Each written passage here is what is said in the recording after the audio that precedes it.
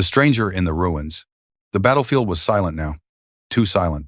Dr. Marcus Chen walked through the wreckage of Nexus Espera, his boots crunching on broken metal and shattered glass. The war had ended 3 days ago. Both sides had retreated. The planet was empty now, filled only with destroyed ships and bad memories. Marcus was a field medic. His job was simple. Search for survivors, bring them home. So far he had found nothing but bodies and broken dreams. He checked his scanner again. Nothing. He was about to turn back when his device beeped. A faint signal. A distress beacon, very weak. Coming from the east sector. Marcus frowned. That area was completely destroyed. Nothing could survive there. But the beacon was real. Someone was alive. He moved toward the signal, walking through twisted metal and collapsed buildings. The destruction here was worse than anywhere else. Entire ships had been torn apart. Walls had melted from plasma fire. Then he saw it. A massive warship, half buried in the ground. The design was strange. Not human. Not any alien race he knew. The ship was elegant, covered in silver metal, with patterns that seemed to glow even in death. The distress beacon was coming from inside. Marcus climbed through a hole in the hull. Inside was dark and cold. His flashlight cut through the shadows, bodies everywhere. Soldiers in black armor, all dead. He counted them as he walked. 10, 20, 30, 50 bodies. All killed by close combat. Swords. Energy blades. Not guns. What happened here? Marcus whispered to himself. Then he heard it. A soft sound. Breathing. Weak, but alive. He followed the sound deeper into the ship, into what looked like a command room. And there, in the center of the destruction, he found her. She was pinned under a fallen metal beam, her body half buried in rubble. But even covered in dust and blood, Marcus could see she was beautiful. Her skin was silver, glowing faintly like moonlight. Her hair was long and white, spread across the broken floor. Her ears were pointed, elegant. She wore armor unlike anything Marcus had ever seen. It was smooth, like liquid metal, covered in strange symbols that pulsed with a dying light. The armor was cracked and broken, but still protecting her somehow. She was not human. And she was dying. Marcus knelt beside her immediately. His medical scanner activated, reading her vital signs. Multiple broken bones, internal bleeding, severe head trauma. Her heartbeat was weak and irregular. "Can you hear me?" Marcus said gently. "I'm a doctor. I'm here to help." Her eyes opened slowly. They were violet, bright like stars, even in the darkness. For a moment, she stared at him with an expression he couldn't read. Surprise, confusion, fear. She tried to speak, but the words came out in a language Marcus didn't understand. Then she switched to broken English, her voice barely a whisper. "You shouldn't have come." "I'm a doctor," Marcus repeated. "I don't leave people to die." Her eyes widened. She stared at him like he had said something impossible. Her hand moved weakly, touching his face with cold fingers. "Your species," she whispered. "Always so foolish." Then her eyes closed, and her hand fell. "No, no, no," Marcus said quickly. "Stay with me. Don't you dare die on me." He worked fast. He couldn't move the beam alone, so he used an emergency jack from his kit to lift it slowly. Inch by inch, the metal rose. When there was enough space, he carefully pulled her out. She was heavier than she looked. Her body was dense, muscular under the armor. Up close, Marcus could see she was a warrior. Scars covered her arms. Her hands were callous from weapons. This was someone who had fought her entire life.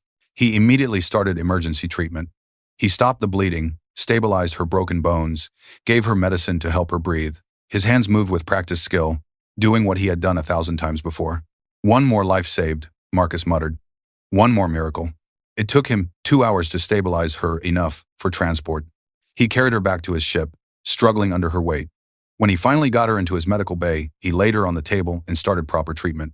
As he worked, he noticed the symbol on her armor. It was a complex design, elegant and powerful. He took a picture with his scanner, planning to research it later. Then his ship's AI suddenly activated. A warning flashed on the screen in red letters. "Warning. Imperial sigil detected. Recommend immediate evacuation." Marcus looked at the screen, confused. Imperial? What empire? The AI scanned the symbol again. Scanning. Error.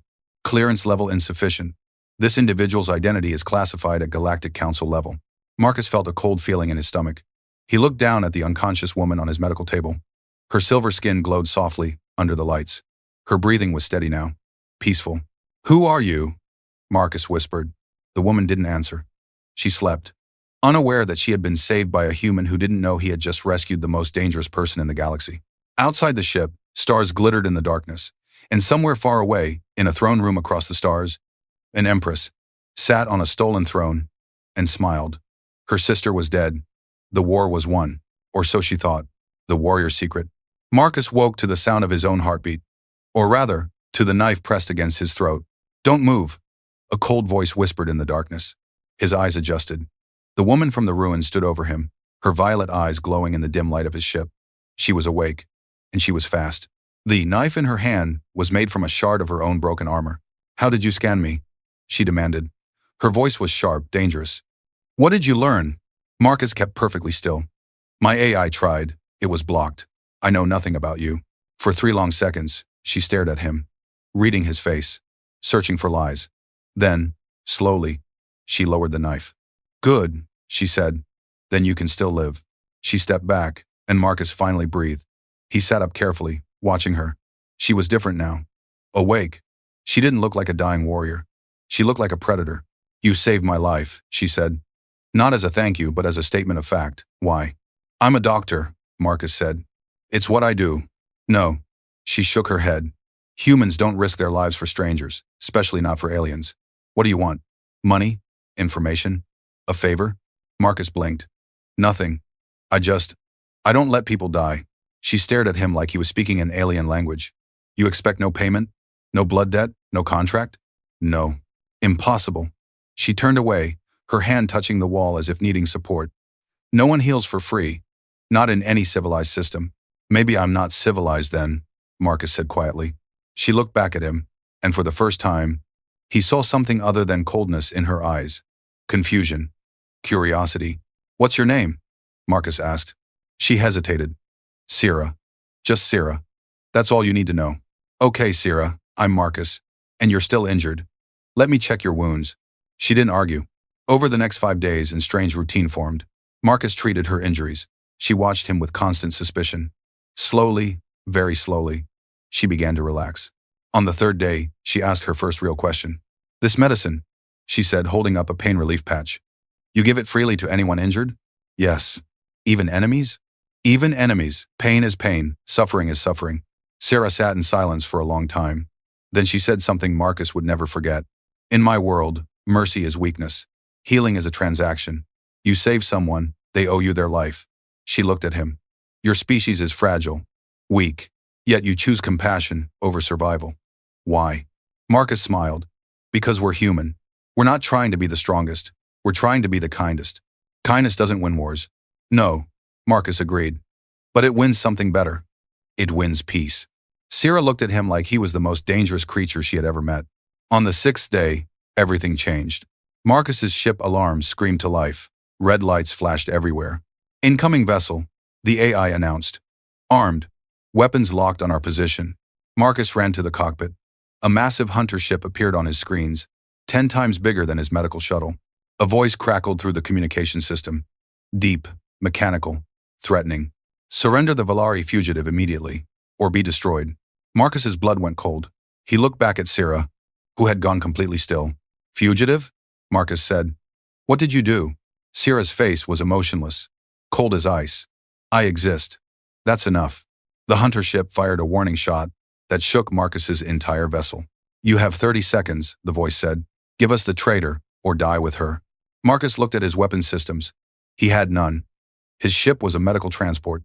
No guns, no shields, nothing. "Get in the escape pod," Marcus told Sierra. "I'll distract them." "No." Sarah stood up, her armor beginning to glow. "You've done enough. I'll handle this." "Handle what?" "There's 12 armed soldiers on that ship." 12. Sierra repeated. A small, dangerous smile crossed her face. "Only 12. Before Marcus could stop her, she opened the airlock. What happened next would haunt Marcus's dreams forever. Sierra jumped into space with no suit, no oxygen, nothing but her damaged armor. She flew toward the hunter ship like a missile. The hunters fired at her. Plasma bolts, laser fire, explosive rounds. Nothing touched her. She landed on their hull and tore through the metal with her bare hands. Marcus watched through his ship's cameras, unable to believe what he was seeing. She moved through the hunter ship like death itself. 12 trained soldiers with advanced weapons. She killed them all in 4 minutes. She didn't use guns. She didn't need them. Her body was the weapon. When she returned to Marcus's ship, she was covered in blood. None of it was hers. Marcus stared at her, speechless. "Who are you?" he finally whispered. Sarah collapsed to her knees, her wounds reopening from the fight. Blood dripped onto the metal floor. "I am Empress Seraphine Velkaris," she said quietly, "ruler of the Valari sovereignty, commander of 10,000 warships, conqueror of 500 worlds." Marcus felt the air leave his lungs. The Valari sovereignty? That empire controls half the galaxy. "It did," Sarah said, her voice breaking for the first time. "Until my sister poisoned me. Until she stole my throne. Until she sent assassins to finish me." She looked up at him with eyes full of pain. "I fled to die with honor in battle. I was ready to die, and then you found me. Your sister." Marcus knelt beside her. "She's hunting you.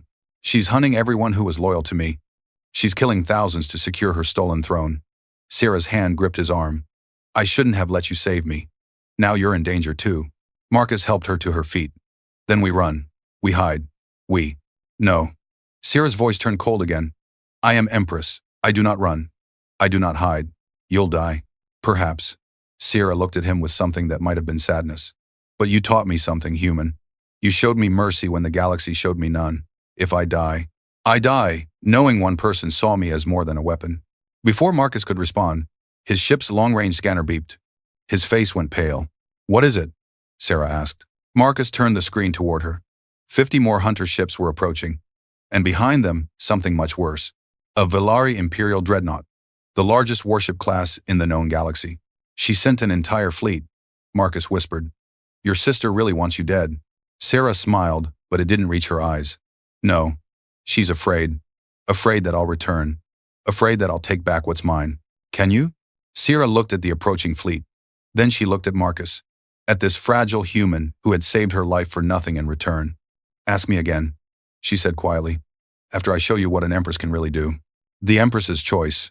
The fleet surrounded them like wolves circling prey. Marcus counted the ships on his scanner. 50 hunter vessels, 1 imperial dreadnought, thousands of soldiers, all hunting one wounded woman. "We're going to die," Marcus said quietly. Sierra stood at the window, staring at the approaching armada. Her silver skin glowed brighter now, pulsing with energy. Marcus didn't understand.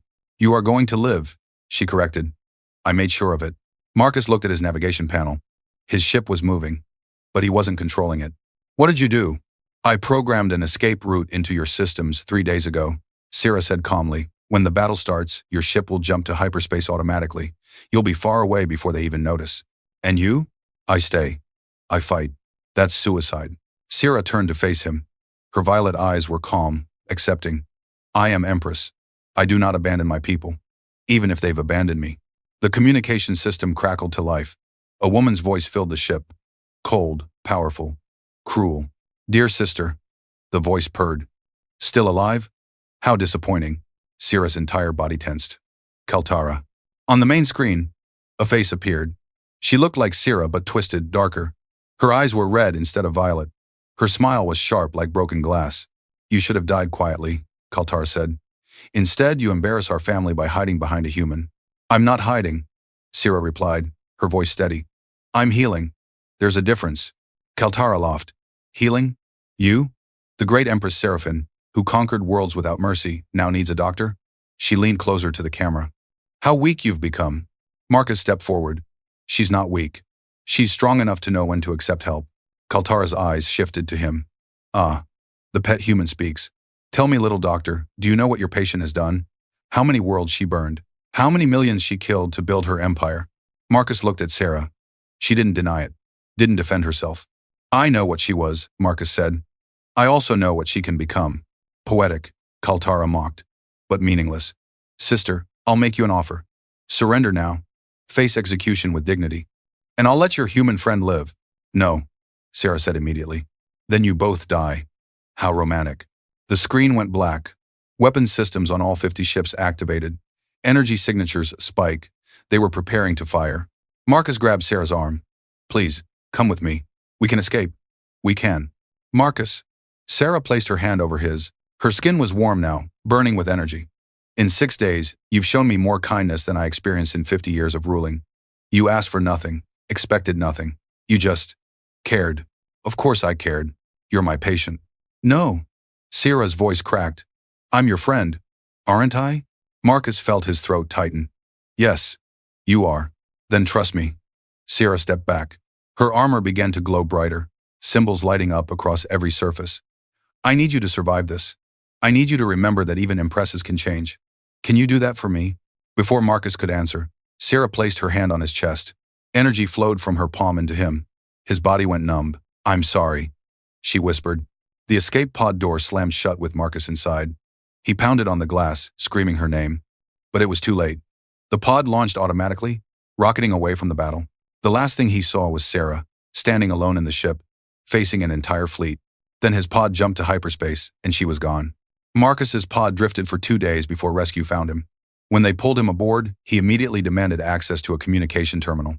I need to know what happened at Nexus Sebra, he told the captain. The captain's face was grim. You don't want to know, Doctor. Tell me. The captain pulled up a video file. This was broadcast across the entire galaxy. 6 hours ago. Marcus watched, his hands shaking. The video showed the battle. Sierra's ship surrounded by 50 hunter vessels. They fired everything. Plasma cannons, missiles, laser arrays. The ship exploded in a ball of fire. But then, something emerged from the flames. Sierra, flying through space. Her armor fully activated now, glowing like a dying star. What happened next was impossible. She destroyed the first 10 ships in 30 seconds. Her body moved faster than human eyes could track. She tore through metal like paper, ripped through shields like they were nothing. The hunters tried to retreat. She didn't let them. One by one, she hunted them down. When only the dreadnought remained, Sierra flew directly toward it. The massive ship fired every weapon at once. The explosion lit up the entire sector. For a moment, there was only silence. Then Sierra emerged from the blast, burned but alive, and she punched through the dreadnought's hull with her bare fist. The video cut to the ship's bridge. Kaltara sat on a stolen throne, surrounded by guards. Sierra walked through them like they were children. She killed no one. She didn't need to. Her presence alone made them kneel. Sister, Sarah said, her voice echoing through the bridge. By ancient law, I challenge you. Single combat. Winner takes the throne. Kaltara laughed nervously. You're half dead. You think you can. Sierra moved faster than the camera could follow. One moment Kaltara was sitting. The next, Sierra's hand was around her throat, lifting her off the ground. I am Empress, Sarah said quietly. Not because I'm the strongest, not because I'm the cruelest, but because I choose to be. She looked directly at the camera, as if seeing through it to Marcus himself. Someone taught me that power without mercy is just tyranny, and I'm done being a tyrant. She threw Kaltara to the ground. You wanted my throne? You can keep it. I'm building something better. Sierra turned and walked away, leaving her sister alive, broken, humiliated. The video ended. Marcus stared at the black screen, tears running down his face. There's more, the captain said quietly. 3 hours after that broadcast, the Valari High Council removed Kaltara from power. They declared Sierra the rightful empress. She returned to the capital yesterday. Is she alive? Marcus whispered. Alive. Doctor, she's rewriting the empire. She's ending 3 wars, releasing occupied worlds, abolishing blood debt laws. The galaxy is in shock. Marcus closed his eyes. She did it. There's one more thing. The captain handed him a data chip. This message arrived for you this morning. Personal encryption. Imperial seal. Marcus inserted the chip with trembling hands. Sierra's face appeared on the screen. She looked tired but peaceful. Her wounds were healed. Her armor was gone, replaced by simple robes. Marcus, she said softly, I won. I claimed the throne, and my first decree as empress was peace. No more conquests, no more blood empires. She smiled, and it was genuine. My second decree was to establish the Valari Medical Corps. Free healing for all species, no payment required, just mercy. She paused. You changed me, Marcus. One human, with one act of kindness, changed the course of an entire empire. Historians will call it impossible. But we know the truth, don't we? Her smile faded slightly. I'm sending a ship for you. If you want. The Valari sovereignty needs a royal physician. Someone to teach us what you taught me. That healing isn't a transaction. It's a gift. She leaned closer to the camera. I hope you'll come. I have 500 worlds to fix, Marcus, and I can't do it alone. The message ended. Marcus sat in silence for a long time. Then he stood up, walked to the window, and looked at the stars. Somewhere out there, an empire was changing. And it all started because one doctor refused to let someone die alone. He smiled. Captain, Marcus said, when that ship arrives, I'll be ready. The captain nodded. Going to change the galaxy. Doctor? Marcus thought about Sarah, about kindness, About mercy. No, he said quietly. I'm going to heal it. 3 months later, the Galactic Council received a message from the Valari sovereignty. It was simple, direct. The Empire of Conquest is dead. The Empire of Compassion begins today. Any species, any world, any person in need of aid will receive it.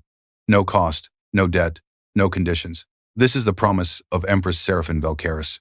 And the lesson of Dr. Marcus Chen. Mercy is not weakness. It is the strongest power in the universe. The message was signed by both of them. 12 other empires declared it impossible. 50 worlds called it naive. 100 species called it foolish. But slowly, one by one, they began to listen. Because humanity had taught the galaxy's most dangerous warrior a simple truth. Sometimes the greatest victory isn't won with weapons. Sometimes it's won with kindness.